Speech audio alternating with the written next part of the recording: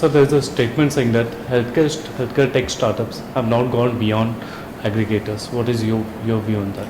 So I helped write that statement for the panel. I actually believe that most of the healthcare startups in the country are not looking at creating value. I call it the dollar readout game. Essentially, all you're doing is a rupee that was going to a doctor straight away from one patient. You're rerouting it 3 more steps. What is the end value that you're creating? You're talking about a second opinion. In a country where 90% of the population doesn't get a first opinion, is that really where we should be starting? Okay.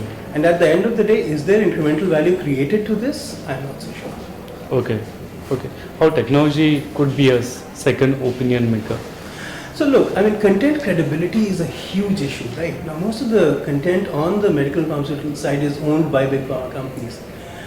Either you have to get an effort started where the content is more democratized and the content is more credible. Otherwise, people can Google content even now. So what is the benefit that we're adding by creating large platforms? Tech and content can both be great enablers provided we put enough thrust on making sure that they're both credible as well as relevant. Until that happens, it's all going round and round the same mulberry bush. I understand that. There was a talk saying that big hospitals were not sharing the data earlier. Now this electronic health record is going to play a crucial role. See, EHR, like anything else, is a tool.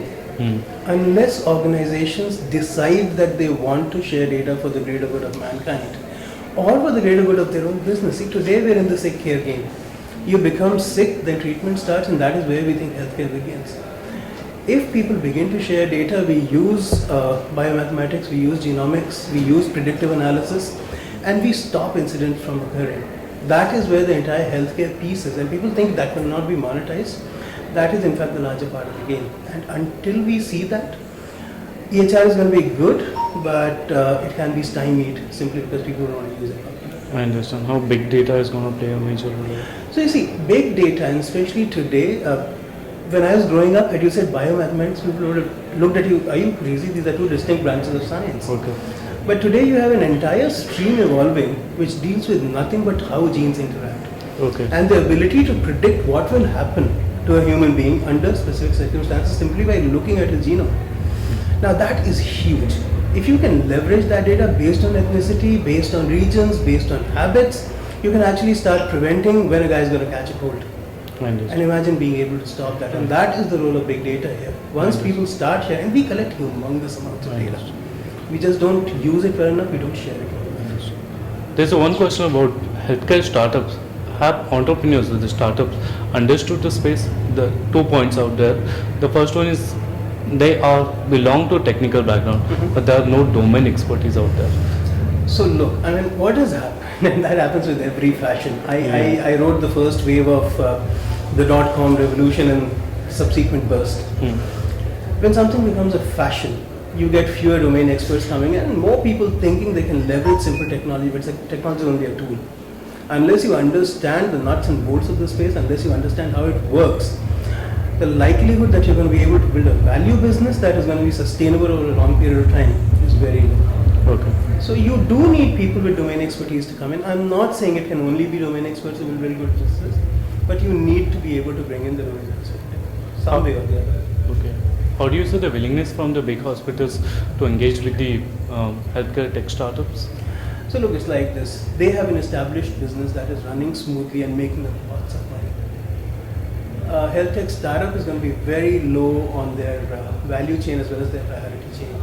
You have to create a space for yourself in your startup. It's as simple as that. Any startup that says that people are not willing to engage with me and that is my primary hurdle, I'm sorry, you're getting no sympathy from me. Okay. You've got to break that wall somehow by showing enough value. People will not engage you because they want to or because somebody coerces them. They'll engage you when you show value. Okay. That's the way that it is, that's the way you've got to look at it. And how do you see the sentiments from the investment side? Is that a future potential sector? So look, I mean, as far as investments are concerned, in investors you have two distinct types of investors. Okay. So there are the frontier guys who are always looking at what's going to happen next, betting big on it, winning big on it when they win, losing big on it when they lose. Then there is the people who go to the Saskatchewan gold rush because somebody's already found gold there. So the second kind of investor is unlikely to lead a charge into the future. The first kind is definitely looking at path-breaking changes, stuff that's going to make a difference 5, 6, 7, 8 years down the road. There's a whole bunch that's still betting on aggregation as a technique per se. Okay. 5 years or 3 years down the line, how do you see the future of healthcare tech startups in India? So I think healthcare tech startups have to buckle down, and they've got to understand the fact that they're not in with a sympathetic audience. They've got to focus on the value that they create. And look, I mean, go back to the start of mankind, go back to Socrates, go back to Galileo. Nobody believed them, right? Yeah. Put that into perspective. You're going to have to do the hard yards, and later everyone will turn around and say, oh, I knew this was going to happen. Mm-hmm. But another 3 to 5 years is going to be a major struggle until we begin to see some of those small stories break out. That's all I want to say. Thank you so much for your valuable time, sir. Thank you so much.